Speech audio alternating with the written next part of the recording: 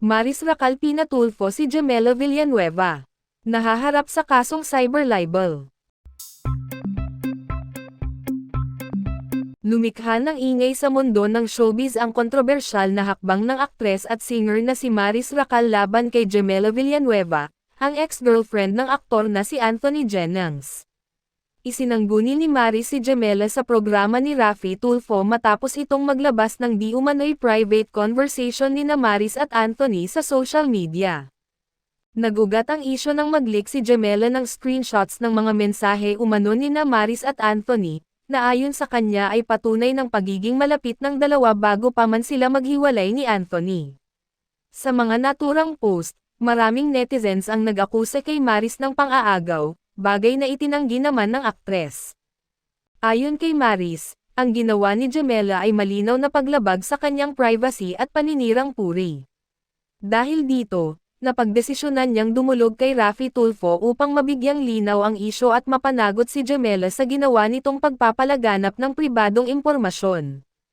Nananahimik ako, pero sobra na ang ginagawa niyang paninira sa akin. Hindi ito makatarungan, ani Maris sa panayam sa programa ni Tulfo.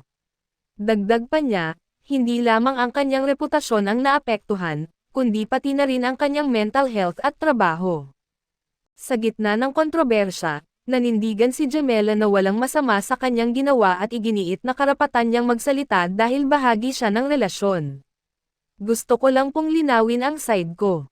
Hindi ko intensyon na manira, pero sa tingin ko may karapatan din akong magsalita kung sa tingin ko ay may mali, pahayag ni Jamela sa kanyang social media account.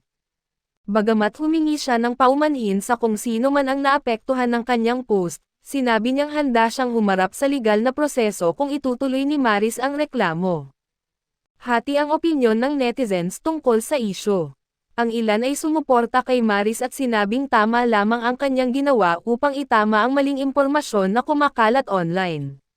Dapat lang. Hindi pwedeng basta-basta na lang ilabas ang private messages ng iba, pahayag ng isang netizen.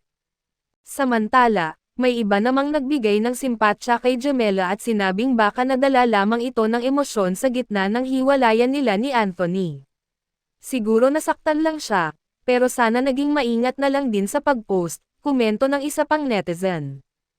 Ayon sa legal team ni Maris, nakahanda silang maghain ng kaso laban kay Jamela Villanueva sa ilalim ng Cybercrime Prevention Act, partikular na ang cyber libel at paglabag sa privacy. Sa kabilang banda, nagbabakasakali ang ilang netizens na magkakaroon ng pagkakataon para magkaayos ang dalawang kampo nang hindi na kailangan pang dumaan sa korte. Habang tumitindi ang kontrobersya, nananatiling tikom ang bibig ni Anthony Jennings tungkol sa isyu. Gayunpaman, patuloy na sinusubaybayan ng publiko ang magiging takbo ng sitwasyon sa pagitan nina Maris, Jamela, at Anthony.